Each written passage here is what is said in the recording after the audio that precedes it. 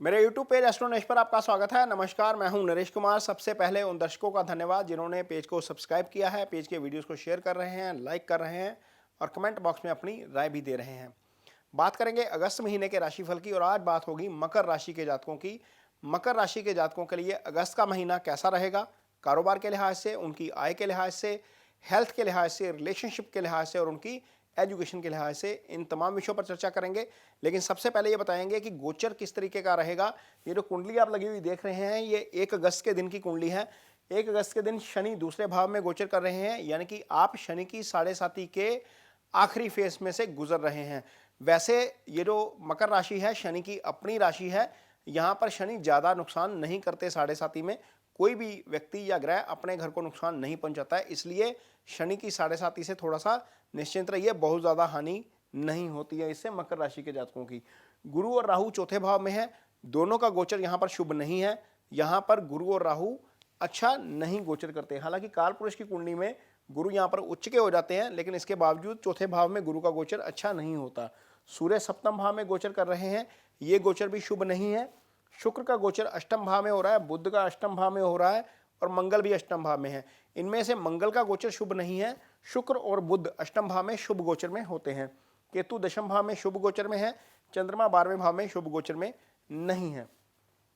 तो बताएंगे कि सबसे पहले तो आपकी इनकम कैसी रहेगी, आपकी आय कैसी रहेगी, आपका कारोबार कैसा रहेगा।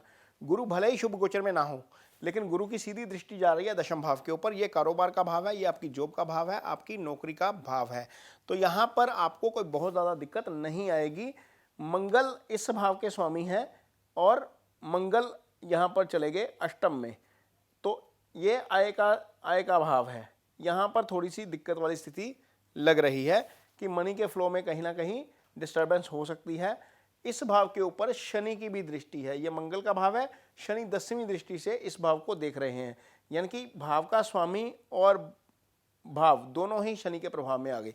इसका मतलब मोटा मोटा यह है कि यदि आपने किसी से पेमेंट लेनी है तो वो पेमेंट डिले हो सकती है। शनि डिले के कारक है, मनी का फ्लो थोड़ा सा डिस्टर्ब हो सकता है अगस्त महीने के दौरान। इस चीज़ के लिए आपको मेंटली प्रिपेयर रहना पड़ेगा, मानसिक तौर पर तैयार रहना पड़ेगा। जो भी पेमेंट्स हैं आपकी पेंडिंग, वो उसमें थोड़ी सी देरी जरूर हो सकती है। हालांकि कारोबारी स्थिति जो है वो सामान्य रहेगी, क्योंकि गुरु का प्रभाव है दशम के ऊपर, तो गुरु जो है वो कारोबार को या नौकरी को दिक्कत नहीं आने देंगे।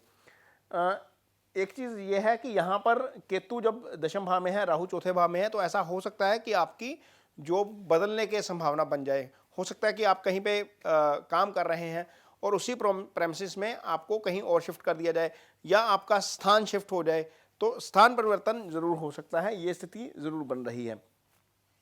आगे बात करेंगे आपका रिलेशनशिप कैसा रहेगा।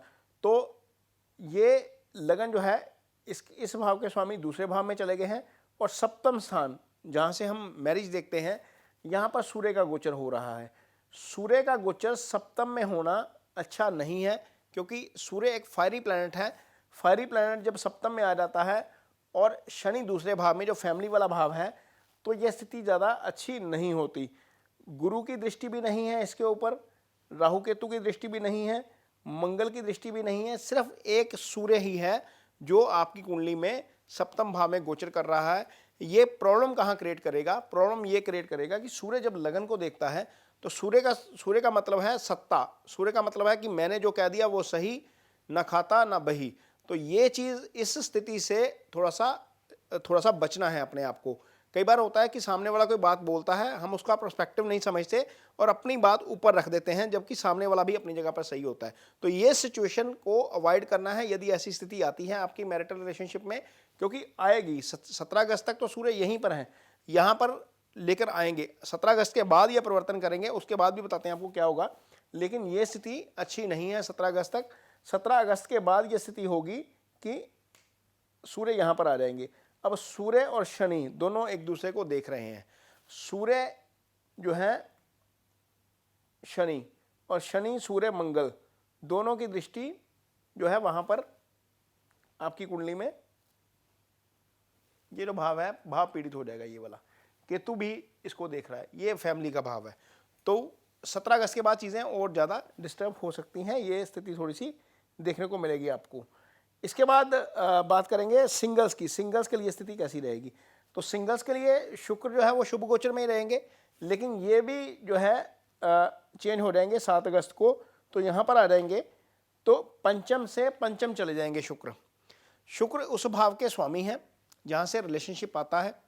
शुक्र रोमांस के कारक हैं मेल चार्ट के लिए, और ये भाव जो है ये भाव किसी तरीके से ज़्यादा पीड़ित नहीं हो रहा। इस भाव के ऊपर कोई पाप प्रभाव नहीं है, ना इसको मंगल देख रहे हैं, ना इसको सूर्य देख रहे हैं, ना इसको शनि देख रहे हैं।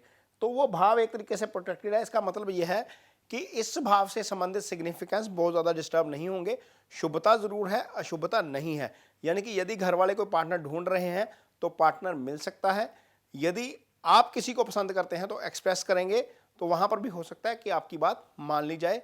यदि आपकी ऑलरेडी किसी के साथ अंडरस्टैंडिंग है तो ऐसा हो सकता है कि आपको उसके साथ अच्छा समय बिताने का मौका मिले, क्योंकि यहाँ पर मंगल भी यदि हम देखेंगे तो 18 अगस्त को इसके साथ आ जाएंगे। तो मंगल और शुक्र का एक साथ होना भाग्यस्थान में आपके लिए अच्छा है, क्योंकि शुक्र रोमांस के कारक हैं, अपने से पंचम चले जाएंगे। ये स्थिति आपके लिए अच्छी हो जाएगी सिंगल्स के लिए या उनके लिए जिनके पास ऑलरेडी पार्टनर है। तो रिलेशनशिप की भी बात होगी, इनकम और कारोबार की भी बात होगी। अब बात करेंगे हेल्थ की। तो हेल्थ भाव का जो स्वामी है, छठे भाव का स्वामी और सूर्य दोनों का अष्टम चले जाना। अष्टम भाव जो होता है वो सडन हानि का भाव होता है, यहाँ से आयु का विचार किया जाता है।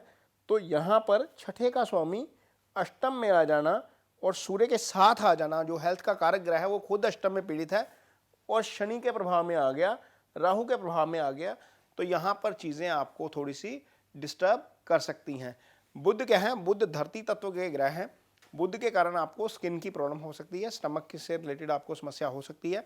इसलिए खाने पीने का ध्यान ज़रूर रखिएगा और कंट्रोल में रहेंगे तो चीज़ें थोड़ी सी बच सकती हैं, अदरवाइज़ प्रॉब्लम हो सकती है।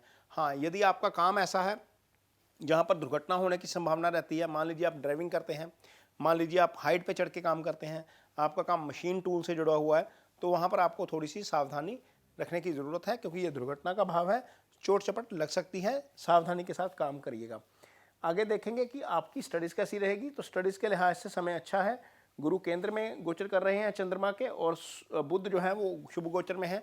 तो स्टडीज़ के लिहाज से समय अच्छा है। खास तौर पर वो स्टूडेंट जो विदेश जाना चाहते हैं, इस भाव के ऊपर राहु और गुरु दोनों की दृष्टि है। गुरु स्टडीज़ के कारक है, राहु विदेश के कारक ग्रह है। तो ये भाव एक्टिवेट है। जिन लोगों ने विदेशी यूनिवर्सिटीज़ में एडमिशन लेना है वो अपना प्रयास जारी रखें।